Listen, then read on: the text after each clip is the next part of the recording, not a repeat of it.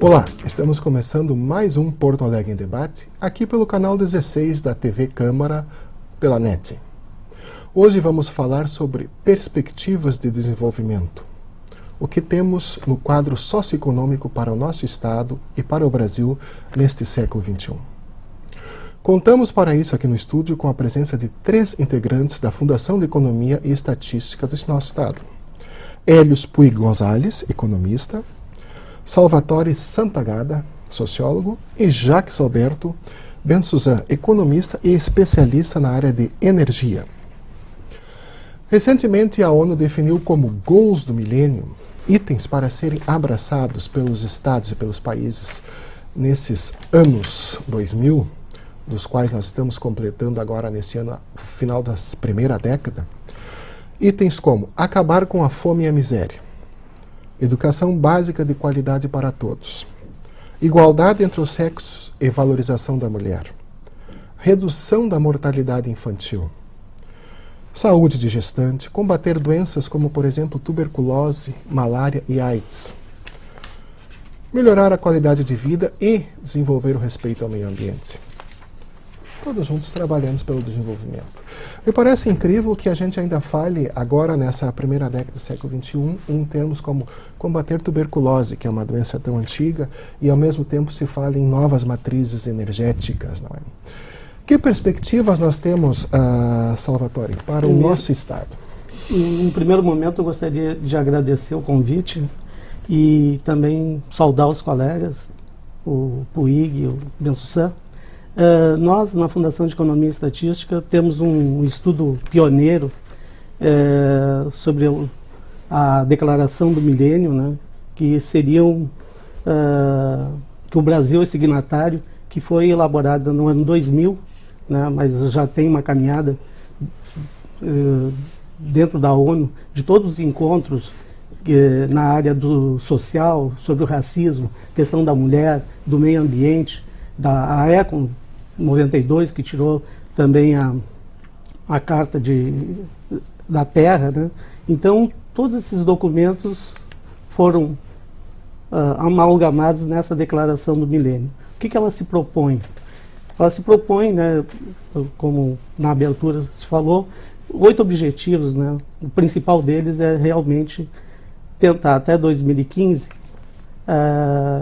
diminuir de 50% a miséria que existia no mundo em 1990. O Brasil, entre 191 nações, né, foi que também assinou esse documento, né, esse compromisso. Então, é um compromisso da sociedade brasileira como um todo. Isso foi assinado, como você disse, em 2000, com perspectivas para até 2015. No caso da miséria, cada objetivo tem uma meta, né? Cada indicador, cada indicador tem que chegar em 2015 com um resultado. No caso da questão que o Puig depois pode comentar melhor, sobre que tu falavas da doença, da tuberculose, né? Mesmo no século XXI nós pensando em tuberculose. E o estado do Rio Grande do Sul é um dos que tem um alto índice de tuberculose, enquanto que se aceita que 5% dos casos, né, não tenham acompanhamento, que não cheguem num resultado positivo, muitos deixam, né, abandonam o tratamento. No caso do Brasil e do Rio Grande do Sul, é em torno de 8%, se aceitariam 5%. Né? Bom, mas como eu estava dizendo, na Fundação e no núcleo de indicadores sociais da Fundação de Economia e Estatística, que eu e o Puig trabalhamos, o Jacques de um outro setor, ele trabalha mais na área de energia e faz prospecções, como ele vai depois comentar com a gente. Nós temos um estudo que a gente considera pioneiro, né, sobre as metas do milênio. Por que pioneiro? Porque nós trabalhamos com os 496 municípios do Rio Grande do Sul.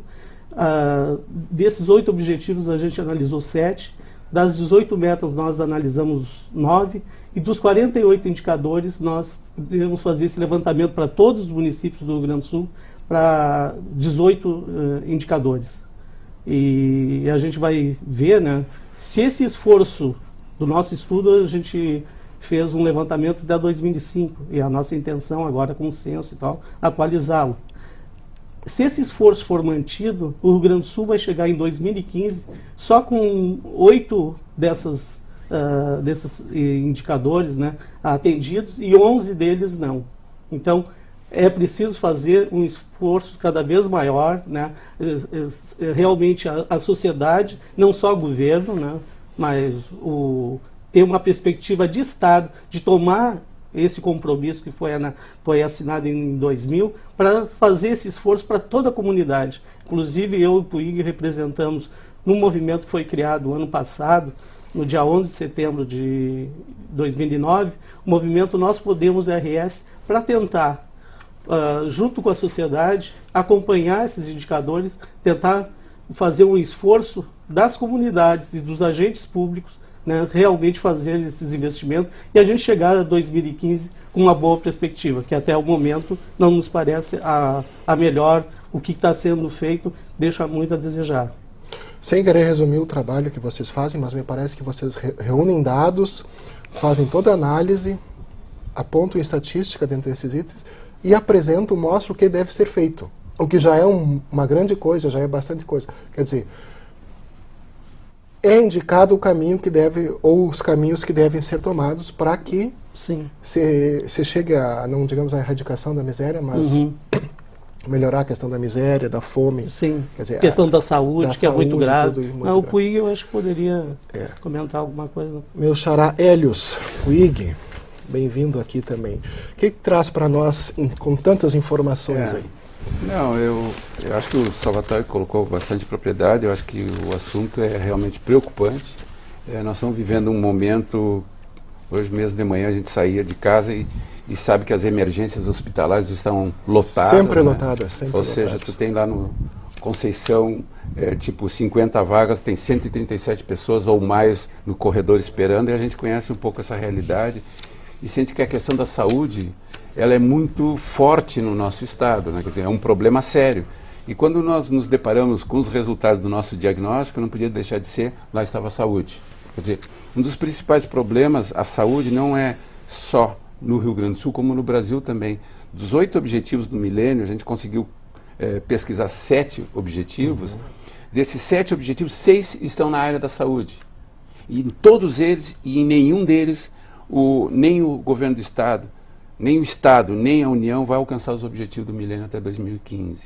Ou seja, nós poderíamos falar que existe um avanço em relação ao ano base, né? Ou seja, porque a gente pega historicamente um período que vai de 91, porque tem dados de censo, até 2015, que seria a meta final, e faz alguns cortes, 2005, 2006, 2007, 2008. Então, hoje, por exemplo, com a divulgação dos dados do IBGE de que a mortalidade infantil reduziu, eu pude constatar que de 2005 a 2008 ela reduziu em décimos. Enquanto que o PIB, nesse mesmo período, ele aumenta em décimos de 2005 a 2008. Enquanto que o PIB de 91 a 2008, ele foi crescendo de 3,18%, mais ou menos Rio Grande do Sul e Brasil. Né? Quer dizer, se o PIB cresce isso, os indicadores sociais não acompanham o desenvolvimento. Não está havendo um equilíbrio. Não existe ou seja, o desenvolvimento econômico não alavanca como deveria ser o desenvolvimento social. Nós fizemos uma pesquisa em termos de, pelos estados que têm maior PIB no Brasil, e constatamos que, escolhendo os 4 primeiros estados do Brasil e em cima do indicador de baixo peso ao nascer, que é a questão da fome, que é o que dá o nome todo, e o grande objetivo do projeto. Né? Crianças que nascem com abaixo baixo de peso ao nascer.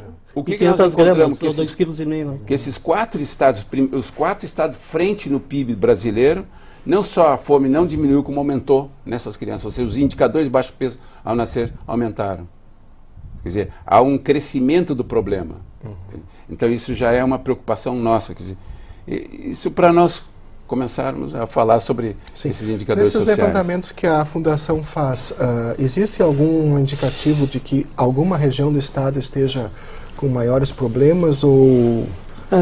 Se a gente for pensar nos municípios como um todo, desses 18 indicadores que a gente pôde acompanhar, né, para todos os municípios, porque tem estudos para o próprio governo federal, em cima dos dados da pesquisa de amostra por domicílio, da PNAD, tem dados para Rio Grande do Sul, para todos os estados e para as capitais.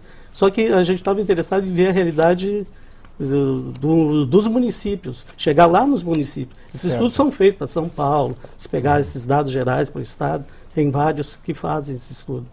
Então a gente estava interessado no geral. Se a gente for pegar os nossos municípios, nenhum consegue estar bem nos 18 indicadores, entende? Claro que tem assim a questão, por exemplo, do baixo peso ao nascer. Se a gente for olhar o mapa do Rio Grande do Sul, nós temos inclusive, depois a gente pode dar a nossa homepage, né, para acessar o trabalho. Se a gente for pensar no mapa do Rio Grande do Sul, a gente vai ver a área de fronteira com problemas gravíssimos com a questão do baixo peso ao nascer. Então tu tens algumas situações que tu consegue localizar, mas assim que tu pode dizer, olha, é um alento a gente ter tantos municípios que estão bem. Não, se tu for olhar o quadro como um todo, temos muito ainda o que fazer. O Puig estava comentando sobre a questão do PIB em relação ao baixo peso ao nascer. Se a gente for pensar numa economia brasileira, que o Jacques acho que pode nos ajudar, né, a 8ª economia do mundo, né, alcançando mais de $1 trilhão. Acho que em reais dá 2,6 trilhões, né, em 2008, por aí. Então, uma economia que é a 8ª do mundo, né, tu tens ainda um esforço grande na questão das desigualdades sociais. Então, tem um número que o Jacques, eu acho que pode explicar melhor, que é o índice de Gini. Quanto mais tu te aproxima de 1, mais concentrada está a renda. Quanto mais próximo de 0, está mais desconcentrado. Se tu for pensar nos países centrais, Estados Unidos, Europa, está em torno de 0,4. No caso do Brasil, a gente está nos anos 90, estava em 0,52, 53. Chegas em 2007 com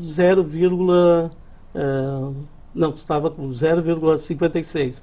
Tu chega em 2007 com 0,53, sabe? Baixa, mas a concentração ainda é uma realidade, entende? Então, o que se faz? Se fez um esforço tremendo, né? O crescimento do país realmente, se acompanhares o caso, por exemplo, da crise de 2008, se acompanhares o mundo, né? A gente saiu bem da crise. Nós saímos bem.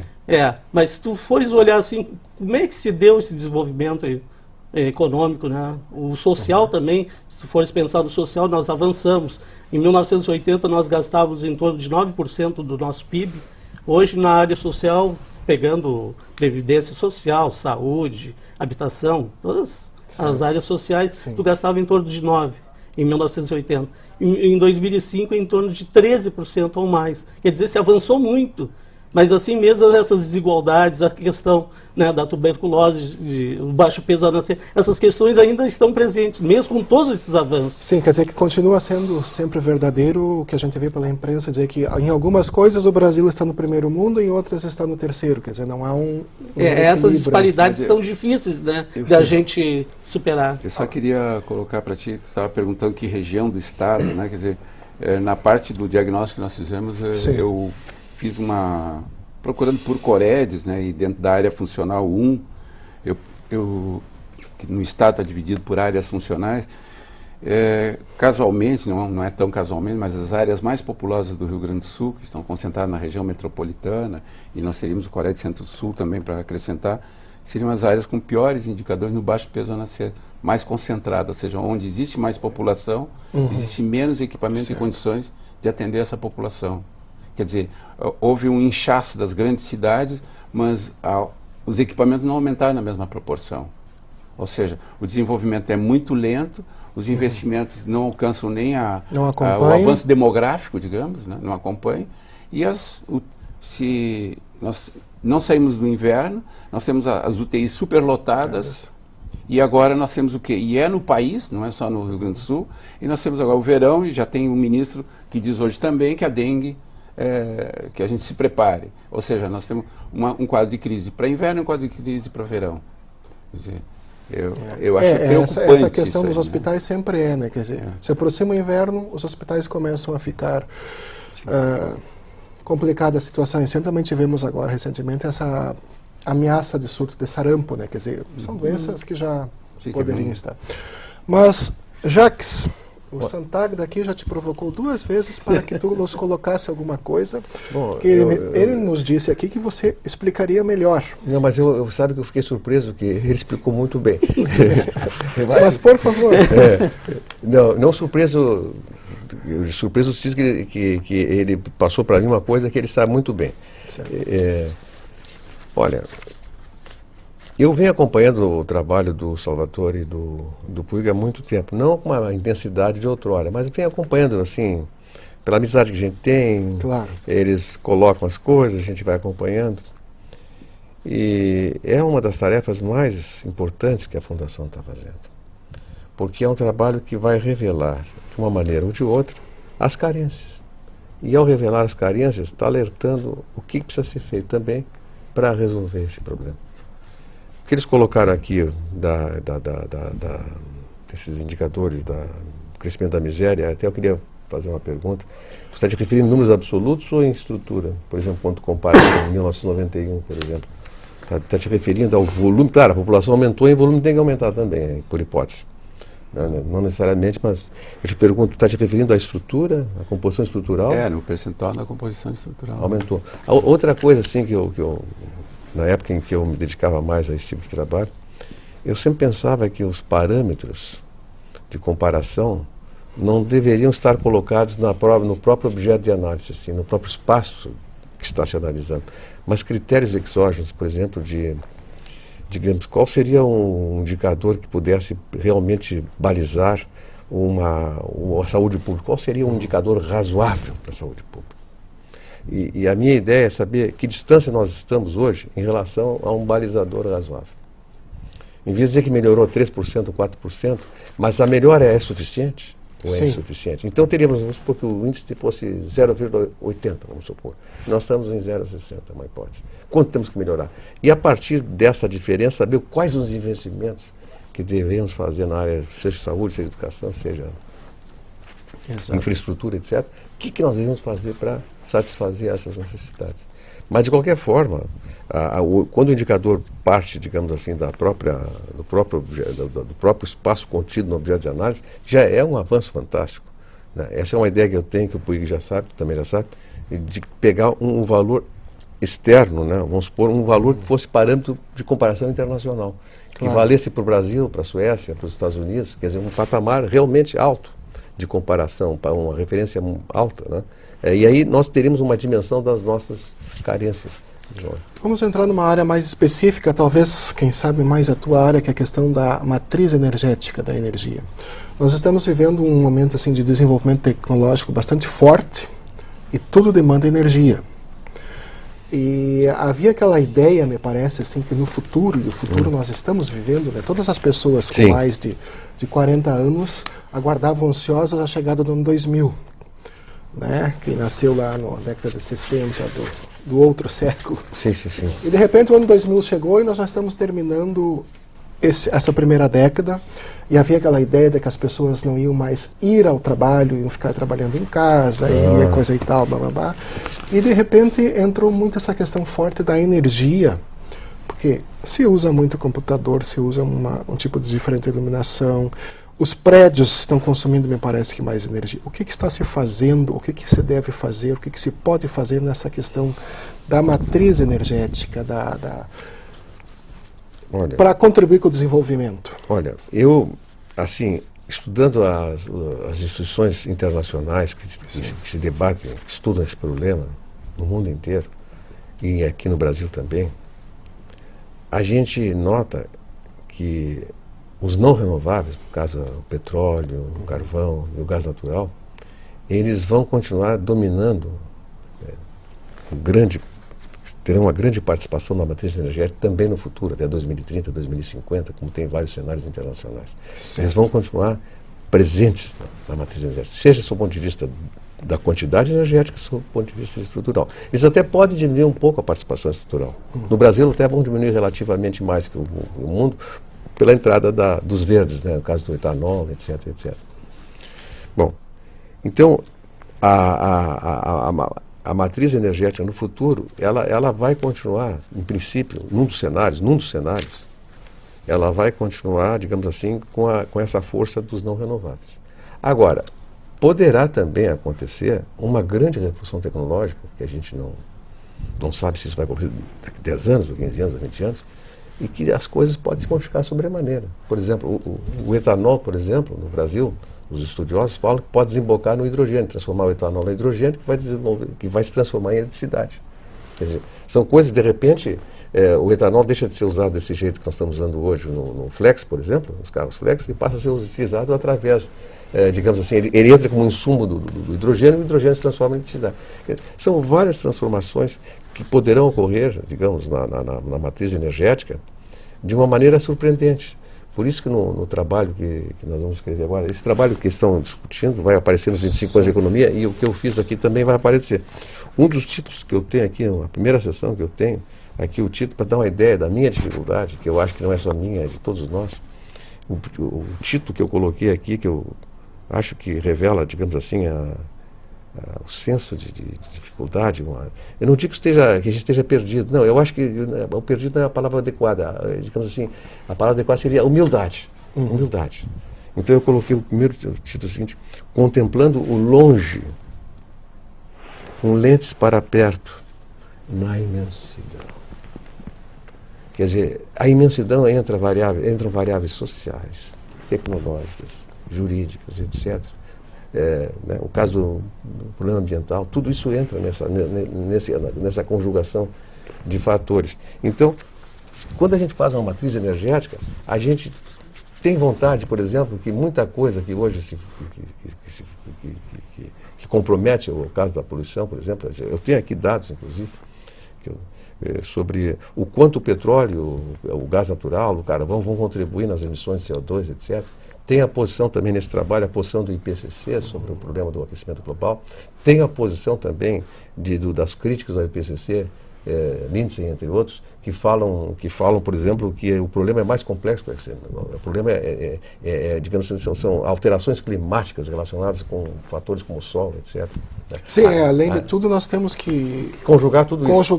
Não é? Tudo isso. Então quando a gente vai, digamos assim, projetar uma matriz energética, a primeira matriz desse projeto, o primeiro cenário, seria um cenário relativamente tendencial, seria uma projeção, digamos, de uma permanência desses não renováveis com muita força ainda, e a produzir os efeitos que nós já conhecemos hoje. Só que, embora eles diminuam a sua participação estrutural, o seu volume vai ser muito mais alto, porque eles vão repartir o bolo, vamos supor, o bolo é 100%. Sim. Eles passam, vamos supor, 30 e poucos para 20, vamos supor, petróleo, 30 e poucos para 38 para 28, vamos supor, passa. Só que, nesse período, o 28 é muito maior do que os 38 originais. Claro. Uhum. Então, essa mudança, embora a estrutura seja diferente, o volume aumenta. E com a relação entre emissões de CO2, CO, etc., nós vamos ter uma tendência a aumentar o problema da poluição. E além disso, nós temos que considerar também, eu recentemente li uma informação de que os prédios públicos, não no Brasil, mas de modo geral, são os responsáveis pelos maiores índices de desperdício de energia.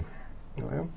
E também que as novas obras estão tentando, novos prédios que estão se construindo, estão se tentando fazer com que sejam produtores de energia para... Exatamente, isso é importante. São caminhos que estão se levando por... Na arquitetura, né? Já projetar as casas com teto solares, né? Eu me chamo aquilo, skylight, como é que chama aquilo? Teto solares.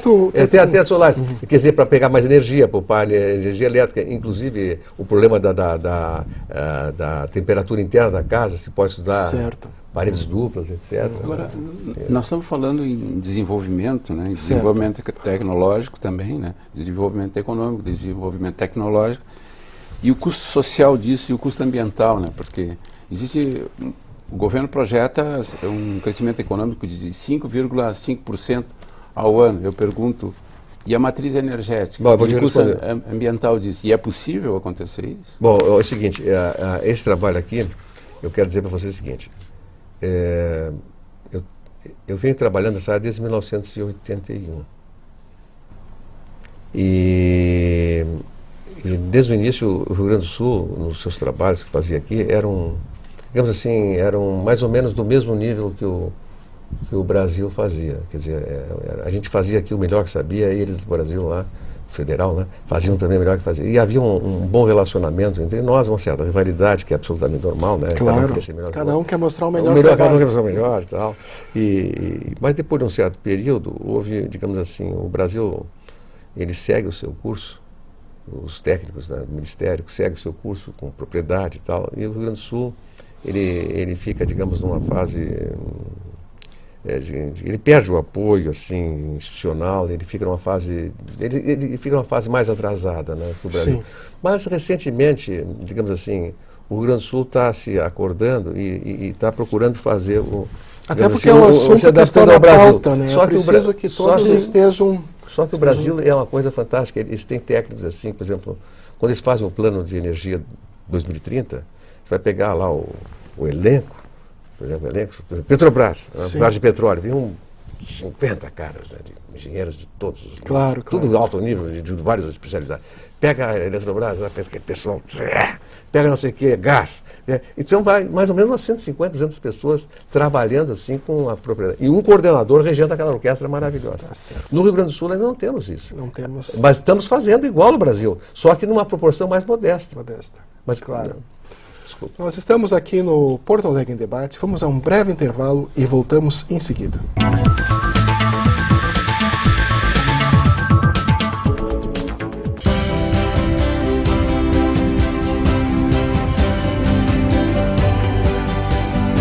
Estrada do Meio. Esta foi a primeira denominação da atual Avenida Osvaldo Aranha, que vai da Praça da Argentina, no centro de Porto Alegre, até a Rua Ramiro Barcelos, no bairro Bonfim. A urbanização da avenida iniciou em 1833, mas foi somente a partir de 1865 que o povoamento nas imediações começou a crescer de fato, quando Manuel da Fonseca recebeu concessão de licença para abrir um açougue na esquina da Rua Dom Afonso, atual Ramiro Barcelos. Em 1916, a avenida passou a denominar-se Avenida do Bonfim. Na época, o intendente Montauri mandou iniciar a arborização da avenida e, em 1918, o seu calçamento, que foi concluído em 1927. Neste período, a avenida e suas transversais passaram a ser ponto de atração para comerciantes judeus de origem polonesa ou russa. Por este motivo, o bairro Bonfim é reconhecido como o bairro judeu de Porto Alegre. Somente em 1930 foi dada à avenida a denominação de Osvaldo Aranha, em homenagem ao político rio-grandense de mesmo nome, que acabava de fazer triunfar a Revolução de 1930.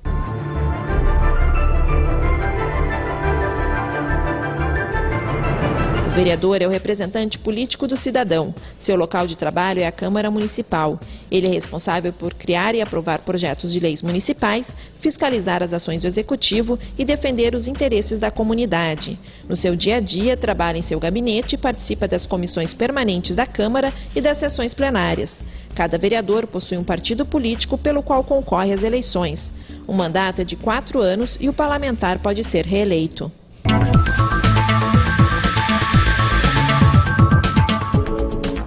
Voltamos com o Porto Alegre em Debate, que nessa edição está discutindo perspectivas para o desenvolvimento. No primeiro bloco falamos um pouco das necessidades que temos em desenvolvimento social, educacional, e tudo isso com um cuidado ao meio ambiente. Quero lançar agora aqui aos nossos convidados da Fundação de Economia e Estatística a seguinte questão, que já ficou no ar no primeiro bloco, né? Temos muita necessidade de desenvolvimento na área de saúde, área de educação, atendimento à mulher, produção de alimentos, produção de energia, né? Que custo social teremos ou poderemos ter nisso aí? Já que são tantas as áreas que temos que enfrentar. Como que se pode fazer com baixo custo social, com respeito ao meio ambiente, que é uma das questões também que está muito falada, né? Temos que respeitar o meio ambiente, o Jacques falou aqui antes, né? Quer dizer, temos que conseguir conciliar tudo isso, né? Mas o nosso convidado Puig aqui falou, né? Nós temos um custo social para isso aí, um custo social, um custo ambiental. Quais são esses custos que nós temos? No primeiro bloco, eu havia comentado dos gastos sociais em volume do PIB, né? Certo. E a gente cresceu bastante nos últimos 20 anos, né? Pegando de 80 para cá. E a gente tem exemplos, né? O número de pessoas que saíram da extrema miséria, que no caso, para o governo federal, né? Não é nada oficial, mas é 1/4 do salário mínimo, né? E a miséria seria meio salário mínimo. Se a gente for pensar num programa de governo, né, que as pessoas, não, mas nós temos que ver um segundo momento, não só a questão da Bolsa Família, não só as pessoas ficarem recebendo Bolsa Família, mas numa sociedade, como a gente comentou, assim, com uma clivagem tão acentuada como nós temos no país, né, em termos de desigualdades, é a 8ª no mundo, perdemos para alguns países africanos, quer dizer, pensando na 8ª economia do mundo, e perdemos os países africanos. Não, né, a gente, por mais que goste da África, a gente sabe que a situação, né, não é das melhores. Então, os países como um todo têm que avançar, e a América Latina está nessa caminhada de avanço, né? Mas muito ainda tem que caminhar. Se a gente for pensar no Brasil, questão da educação superior, da mortalidade infantil, que a gente avançou muito, a gente tem países que estão na frente do Brasil, é o Chile, a Argentina, o próprio Uruguai, né? Claro que, como o Bensusan também disse, nós temos que ver com o que nós estamos comparando, né? Não vamos comparar 190 milhões de pessoas com 4 milhões. 4 milhões. Injusto, que é o caso do Uruguai. E concentra uma cidade só a metade da sua população, né? Bom, e a gente vai ver assim, então teve um avanço. No caso do Bolsa Família, está se atendendo hoje 12 milhões de pessoas. No Rio Grande do Sul tem, 12 milhões de famílias, está quase 40 milhões de pessoas. Isso aí a gente tem um patamar do que seria, por exemplo, a pobreza. Cada família recebe, dependendo do número de filhos e tal, né? Recebe na média R$100, R$110. Então a gente pode ver que o que se alcança para aquela família é para ela só poder respirar, comer alguma coisa, né, e tocar a sua vida. Claro que muito tem que ser feito. Se avançou, quando a gente vinha vindo para participar aqui do programa, o Jacques falava muito bem da questão do salário mínimo, né? Se deu ganhos para o salário mínimo acima da inflação, isso é importante. Mas está em torno de 500, né? 510. Se a gente for pensar que o Diese calcula para uma família, né, um casal e 2 filhos até 14 anos, ou 3 adultos, em maio estava em torno de R$ 2.100 para a família poder sobreviver com dignidade. Claro, acessando o SUS, a saúde, acessando a escola pública, etc., que a gente sabe, né, que está tirando o ensino superior, 70% é atendido pelo setor privado. A gente sabe que na escola pública tem na educação infantil, no ensino fundamental e no médio, tem quase 40 milhões de pessoas, quer dizer, isso é um mundo, né? E muito a gente tem que avançar. Ainda há pouco eu escrevi um pequeno artigo, nós chamamos de drops para a nossa carta de conjuntura. Sim. Ela está por aqui, no meus alfarrados.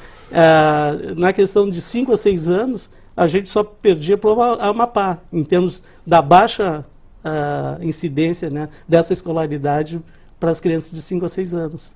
Então, nós estamos bem no ensino fundamental, a participação de adultos de 20 a 24 anos, mas a gente está mal no ensino médio, na educação infantil, na creche, entende? Então, muito tem que se avançar.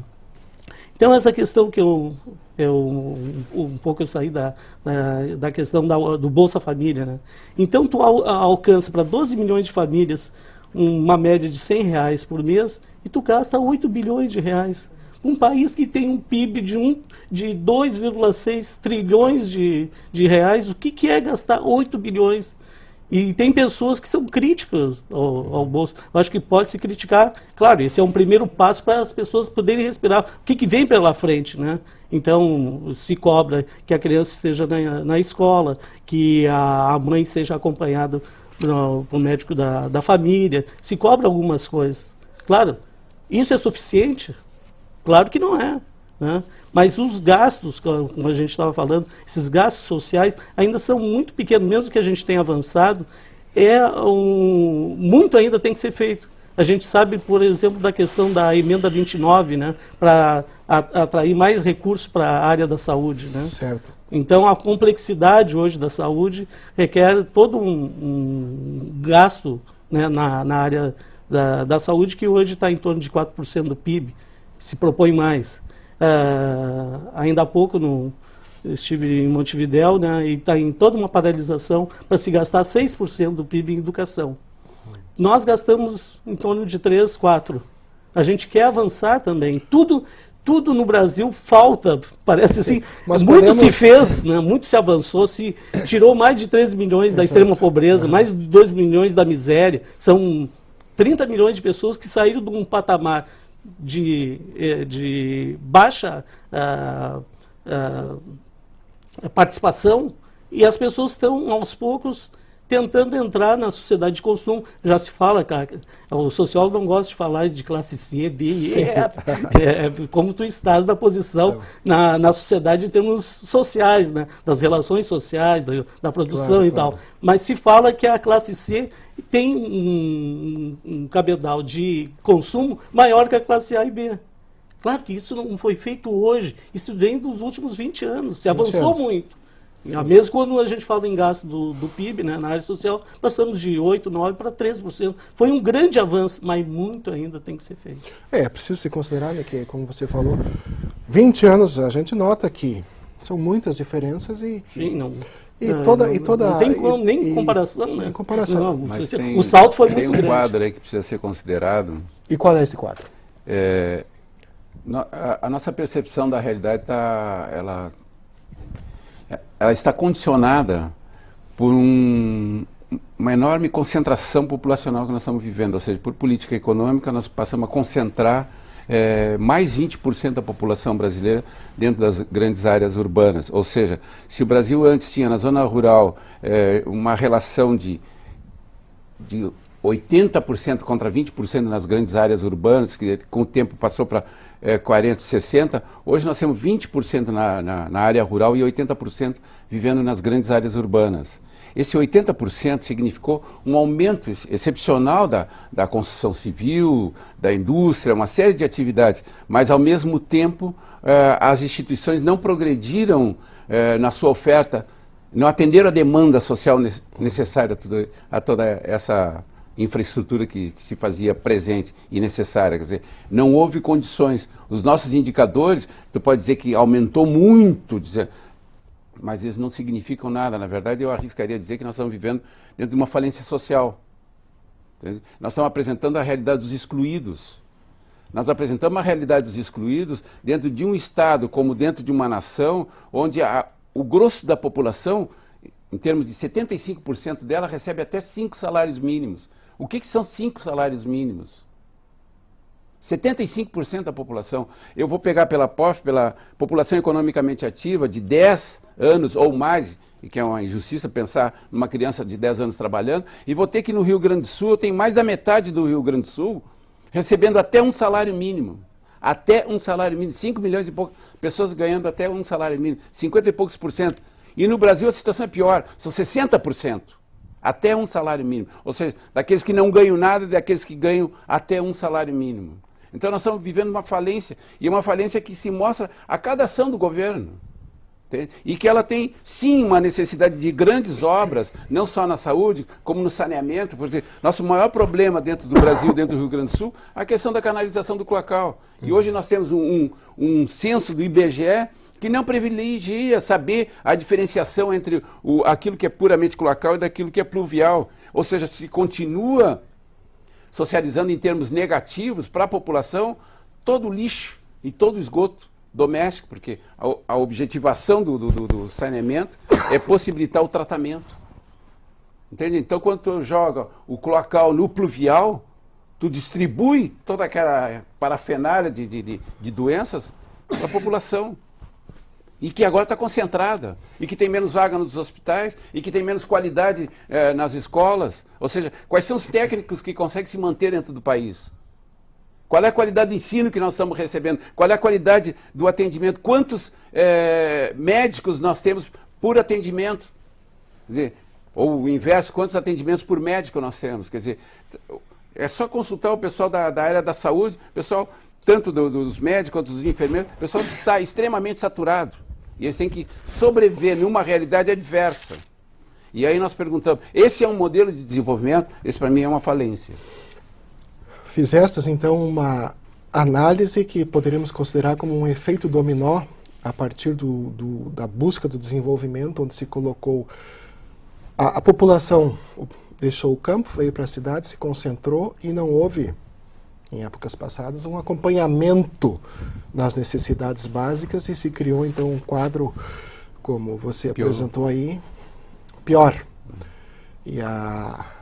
Mas existe saída para isso? Existe alguma perspectiva que nós possamos ter? Digamos, se a Fundação vem trabalhando com indicadores, apresentando soluções, poderíamos dizer que se houver vontade política em se observar, em se examinar os estudos da Fundação e promover ações, haveria saída? Deixa eu só colocar um exemplo assim, ó. O grande problema também é o desemprego e o baixo emprego, né? Quer dizer, nós temos 497 municípios. Nós listávamos aqui que 418 municípios no Rio Grande do Sul tinham um problema de saneamento. Ou seja, não tem uma ligação específica. Bom, aquilo que se fazia há um tempo atrás, as prefeituras produziam seus canos para fazerem as ligações cloacais. Ora, é voltar essa produção. Se tu conseguir voltar essa produção, tu está dando emprego, tu está dando salário. Se tu está dando salário, é poder de renda para a população. Eu continuo defendendo que tem que haver mercadoria, tem que haver produção, tem que haver salário tem que aumentar para que haja condições de circular, para que haja condições de consumo, para que melhore a questão da saúde, que melhore a produção. É um círculo, entendeu? O que nós estamos vivendo é um modelo exportador. Ele é agrário, semi-agrário exportador. Entende? Então, todo o grande resultado nacional está sendo realizado lá no exterior. O reinvestimento social não acontece dentro do Brasil. Vem aqui, produz e vai embora. Vem aqui, produz e vai embora. E nós estamos dentro de uma cadeia de montagem. Nós estamos numa cadeia de montagem, uma cadeia de exploração. Sim, ainda seria. Bom, você usou o termo. E numa sociedade globalizada, onde vamos pensar a questão do salário. Salvatore colocava a questão do Diese, que especifica que o salário é tanto. Ora, o salário mínimo no mundo, não vamos pensar nos países asiáticos que também estão dentro dessa cadeia de superexploração, bom, é bem superior àquele salário mínimo que existe aqui dentro do Brasil. Ou seja, se a gente for tomar por referência os países pontas que comandam esse processo, por exemplo, os Estados Unidos, tu pode chegar a determinadas regiões a R$5.000. Né? Quer dizer, 5.000 contra 500 é o quê? 10%? Quer dizer, e nós, dentro do mesmo mercado interdependente, investindo, mandando produtos e comprando produtos. Bom, a gente, se pensar na questão do meio ambiente, né, da matriz energética, a gente sempre, no Brasil, né, copiou os países avançados. E eles nos exportavam coisas que eles não estavam mais a fim de fazer. Tipo, nos anos 50, quando começou com a indústria automobilística, né? Depois nos anos 80 nos impuseram uma taxa de juros extorsiva, né? E essa taxa de juros escorjante passou de uma questão no governo Reagan, passou de 5% para... começou a variar 10, 12, 17. Então, hoje tu estava pagando 10 por um empréstimo, começasse a pagar 20, 30, 40. Não tinha parâmetro. Então, a gente estava dependente desses países, né? E se a gente for pensar na mobilidade da população, como o Puig estava dizendo, nós temos colegas na Fundação que são demógrafas, né? Falam que a transição, a colega Maria de Lourdes, ela falava que a transição demográfica, né, na França levou 100 anos. Nós, em questão de 20, 30 anos, nós passamos de um país essencialmente rural para urbano. E toda a calamidade que veio junto. Foi um avanço bastante rápido. Foi rápido demais. Em que na França levou 100 anos, levamos 20, 30 anos. Então, o que se fazia, como o Puig, se privilegiava, por exemplo, nos anos 70, se crescia 9%, 10%, uma taxa chinesa, né? Mas se privilegiava uma casta dos trabalhadores, né, que poderiam comprar os seus bens e tal, poderiam ir para a escola, etc. e tal. Se privilegiava uma casta.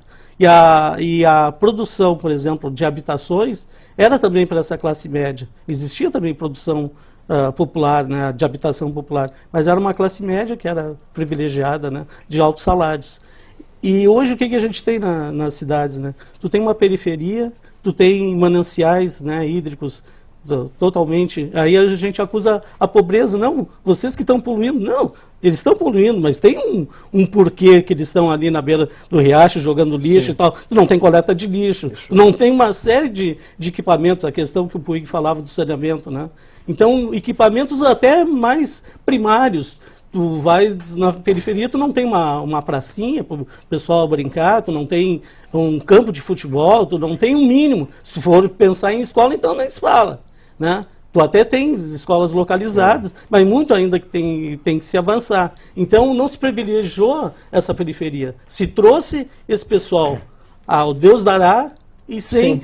Se alcançar, né, equipamentos básicos para essa população, como saneamento, a habitação, né, escola, etc. Tem algumas coisas que eu queria falar aí, é papo de economista, mas... e tu falou em periferia e me lembra aquelas análises centro-periferia do André Gunder Frank. Quando a gente pensa, olha a história do Rio Grande do Sul, tu vê ali que a região de Caxias, ela teve um desenvolvimento, porque o Rio Grande do Sul sempre foi atrelado a esse modelo, né? Ele é periferia do modelo central, então nós exportávamos para São Paulo, Rio na época, né? Agora, na região de Caxias se tornou uma região de excelência. Por quê? Porque ela conseguia prestar serviço para esses exportadores, ou seja, arreios, não sei o quê, passavam as tropas, eles produziam todo esse material lá. Isso possibilitou um salto qualitativo dentro de Caxias da região, que foi reinvestido em outros setores.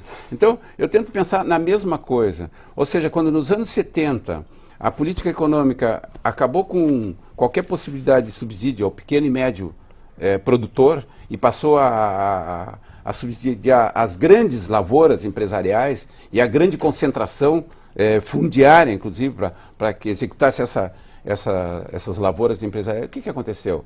Se expulsou qualquer possibilidade de, nas regiões, tu ter uma economia interdependente, ou seja, que abastecesse o modelo, for se ocupando terras, o agronegócio vai expulsando, então, as pessoas para as grandes cidades. Ou seja, tudo isso fruto de uma política econômica, de controle da política de investimento do Banco do Brasil. Nós temos, então, talvez resumindo, não uma sucessão de modelos, mas uma interposição de modelos diferentes uns aos outros que não deram sequência. Poderia ser isso? Que provocou esse problema? Não, eu acredito que até foi intencional. Essa é a questão. Porque isso visava também desenvolver um mercado financeiro. Porque vai para o mercado imobiliário e isso desenvolve o mercado financeiro. É a volatilização da economia, sabe? E isso atende a requisitos internacionais. Quanto mais rápido tu puder fazer circular o capital, melhor. Quer dizer, mas isso só nos prejudicou. Uns minutos para nós falarmos aqui sobre energia novamente. Bom. O estado do Rio Grande do Sul foi produtor de carvão. Temos também uma usina eólica aqui próximo a nós, não é? E agora está se falando bastante, e no interior está se investindo na produção de álcool, plantação de cana-de-açúcar. Que perspectivas temos aí, Jacques? Eu fiz um pequeno ensaio sobre as projeções até o ano de 2030. Como eu te disse, a gente faz alguns cenários, faz as projeções. Essas projeções dependem da taxa de crescimento da economia e depende também das elasticidades. Isso são um conceito assim para aqueles que estão nos ouvindo. É uma espécie de sensibilidade. Por exemplo, se o PIB aumentou, se a renda aumentou 1%, quanto vai aumentar o consumo de energia? Certo, tem que ter se a projeção. Se o consumo de energia vai aumentar na mesma proporção, uma porção inferior ou uma porção maior. Até bem pouco tempo, os nossos trabalhos aqui indicavam que a elasticidade por energia em relação ao PIB era muito elevada. Agora o Brasil já está projetando uma elasticidade menor, em torno de 0,88 e 1.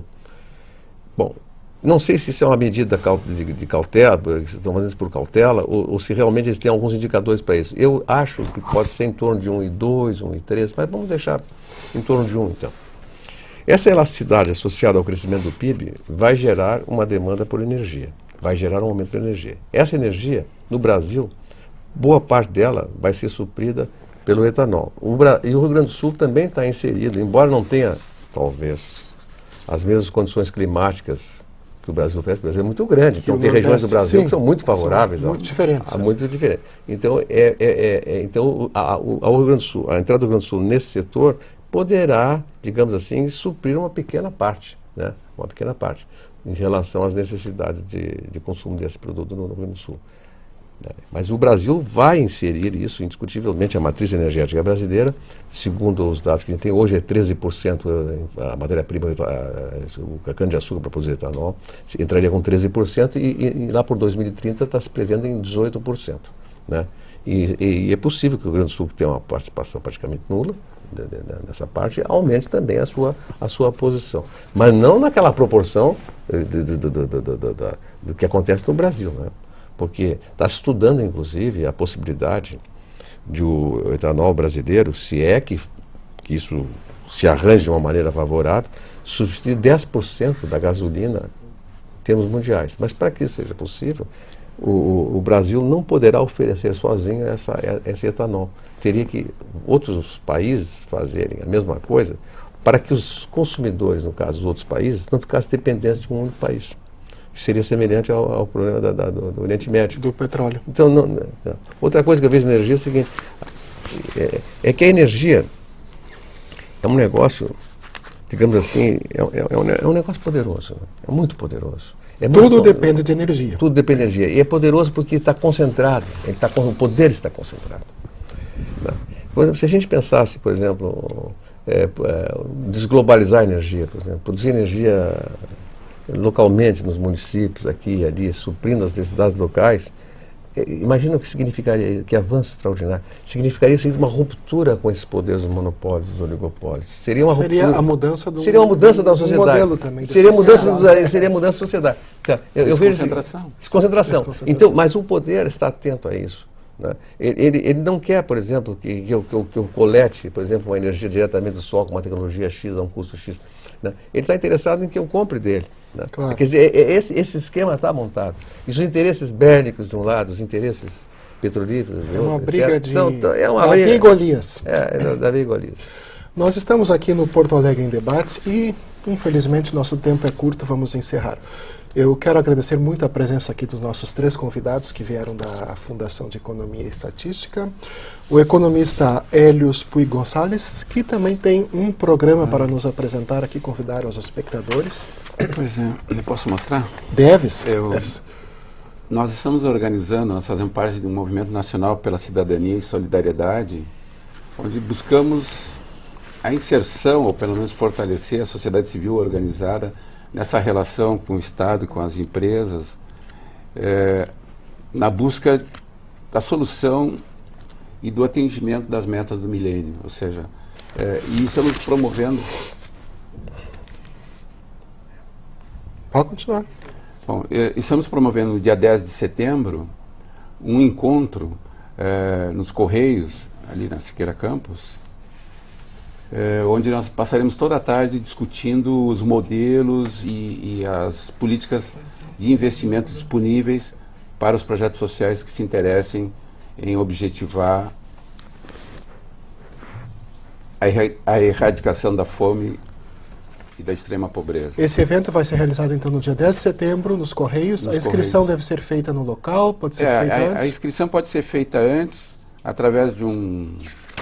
Bom, eu teria que passar... Lá na Fundação de Economia e Estatística mesmo? Não, pode ser feito por e-mail. Por e-mail, qual é o endereço? O endereço é nospodemosrs@hotmail.com. nospodemosrs@hotmail.com.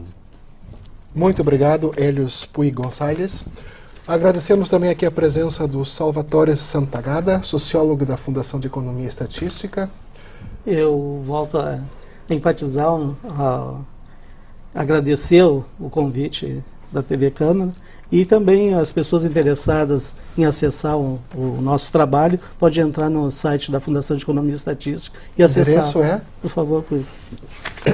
É www.fe.odm.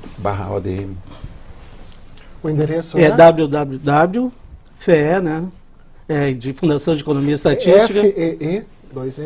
.tche.br, aí /ODM, Objetivo de Desenvolvimento do Milênio. Mas só entra na nossa página, depois é fácil de pode conferir encontrar todo o trabalho de vocês lá. Obrigado. E também conosco aqui o Jacques Alberto Bensussan, economista e especialista na área de energia, a quem agradecemos a presença. Olha, eu também agradeço essa minha vinda aqui, a vocês, em particular a fala do Puig e do Salvatore, a tua intervenção muito boa, e digamos assim, me causou até certo ponto emoções fortes, porque a gente sabe que as coisas, a gente sabe que tem muito por fazer, mas quando elas são relatadas, digamos assim, em base de estudos que eles têm feito ao longo dos anos, e com essa força, isso realmente deixa a pessoa, de um modo, assim, numa primeira instância, um pouco chocado, porque além do que se espera, mas ao mesmo tempo permite que a gente se reorganize e reúna essas forças para poder lutar, para resolver. Sabendo que podemos buscar. Então eu agradeço muito. Isso. Agradecemos igualmente a presença de vocês, espectadores que estão aí, e esperamos contar com vocês de novo em uma outra oportunidade. Até lá.